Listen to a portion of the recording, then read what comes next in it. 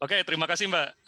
Jadi Sobat Cuan ini tadi CNBC udah menceritakan ya, Mhm, bahwa bursa itu merah gitu ya, IHSG mhm. merah, di Eropa juga merah. Ini karena corona ini ada kaitannya sama mobilitas gitu ya. Jadi kalau ada PKME, mobilitasnya turunkan, itu pasti indeks itu jadi merah gitu ya. Tapi kalau kita lihat per sektor gitu ya, itu sektor teknologi positif loh Mbak.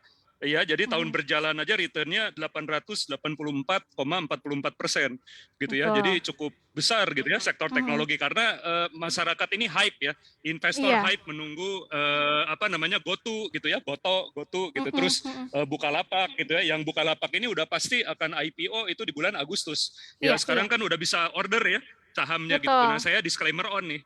Walaupun saya investor saham dalam posisi netral ya, bukan Iya, endorser gitu ya untuk beli iya. ataupun jual. Nah, harapan kita dengan masuknya IPO unicorn ini bisa menambah gairah ke bursa gitu ya. Jadi apapun saham kita, begitu nanti ada aliran uang masuk kan itu diperkirakan akan masuk itu 22 triliun ya. Nah, itu adalah Mhm, sentimen positif gitu ya. Nah, karena betul. ada prediksi ya bahwa buka itu ya terlepas tidak untung gitu ya atau masih rugi Mhm, gitu. Nah, terlepas dari itu semua, GoTo itu nanti kalau IPO itu akan nomor urutnya ke-15, Mbak. Dari urutan oke. perusahaan-perusahaan Valuasi. yang go public ya di Mhm, Indonesia gitu. mhm. Kan nilainya aja cukup tinggi ya, di mana hasil IPO-nya aja itu ada sekitar 22 triliun gitu ya. Nah, Iya. tapi mungkin di sini yang mau dibahas kan ini mimpi atau gimana ya Iya, secara valuasi betul. gitu. Jadi Karena tadi kita kalau harus dilihat Pak harus Herman. respon positif dulu deh. Iya, Hmm. kalau tadi kita lihat, respon Sobat Cuan juga dari hasil polling Instagram dan Twitter CNBC Indonesia ternyata lebih banyak yang sepakat bahwa ini sebenarnya jual mimpi aja nih, belum jelas gitu ya prospek ke depannya seperti apa Ya. dibandingkan yang memilih jual valuasi. Kalau menurut Pak Herman sendiri seperti apa?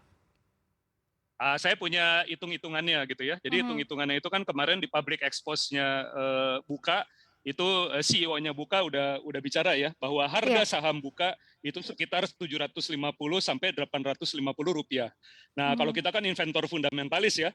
Nah, lihat iya, itu di laporan keuangannya. Ternyata di laporan keuangan terakhir itu Q1 2021 bulan Maret 2021 itu earning per share-nya masih minus, Mbak, minus 39 ke 40 gitu ya, minus mhm, 40 rupiah mhm, per lembar saham.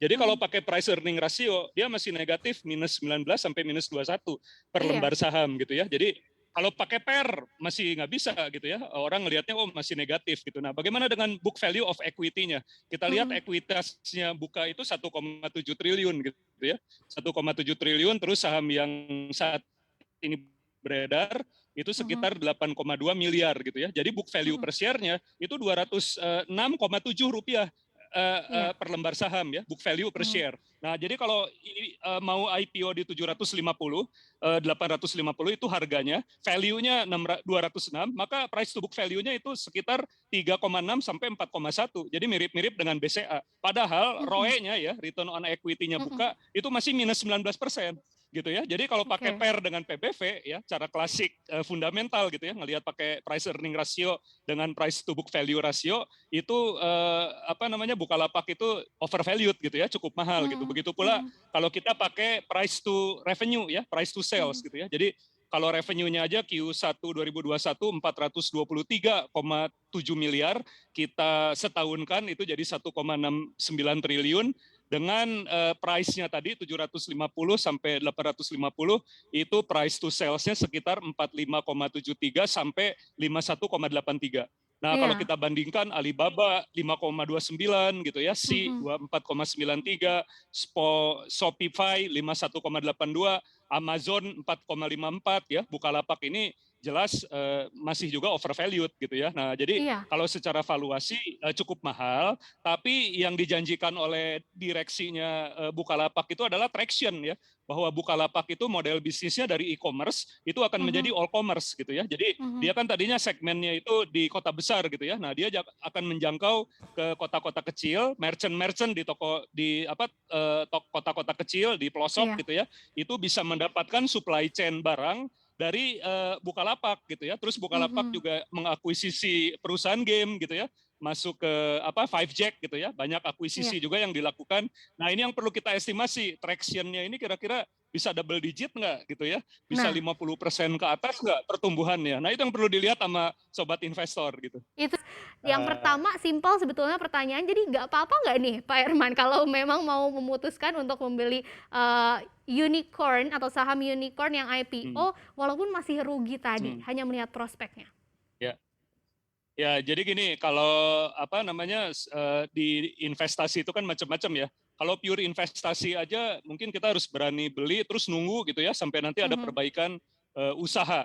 Tapi kalau misalkan ada valuasi yang lebih murah, kenapa sih nggak ngambil sektor lain dulu gitu ya atau emiten lain dulu? Nah, mhm. jadi kalau untuk metode investasi itu kan macam-macam ya. Ada yang scalping, Mbak, copet gitu ya. Jadi Iya, saya ngambil aja IPO karena mungkin yang investor yang belinya tuh banyak gitu ya karena iya iya, apa namanya saham ini akan masuk ke MSCI gitu ya, akan masuk ke betul. LQ45, peringkatnya ke-15, banyak yang akan masuk. Jadi saya akan melihat gitu sampai nanti 2 hari, 3 hari, seminggu setelah itu turun, baru saya lepas gitu ya. Jadi ada yang copet, ada yang Mhm, trading, tapi ada juga yang investasi gitu ya. Nah jadi betul. kalau rugi atau enggaknya ya namanya bisnis, resiko bisnis itu ada juga ya gitu ya karena ada juga perusahaan yang teknologi yang IPO kayak di Amerika gitu ya, itu setelah IPO harga sahamnya bukannya naik tapi malah turun gitu ya. Mhm, Nah tapi ada betul. juga yang kayak Facebook ya, begitu IPO harganya naik. Nah jadi menurut saya tolong pelajari bisnis modelnya. Kita harus Mhm, mengerti all commerce-nya Bukalapak itu apa gitu ya. Apakah mhm, nanti pertumbuhan usahanya itu tinggi atau enggak gitu ya. Saya akan nggak bisa ngomong jangan beli atau enggak ya karena saya iya iya. bukan apa analis saham atau sebagai pengamat ya harus netral ya karena Iya, ya buka ini positifnya bisa menggerakkan pasar gitu ya tapi negatifnya kalau misalkan ternyata yang belinya undersubscribe gitu ya tidak mhm, terlalu banyak gitu nah itu harganya bisa aja dalam jangka pendek itu turun gitu karena mhm, kinerja perusahaan itu kan kinerja saham itu kalau secara fundamental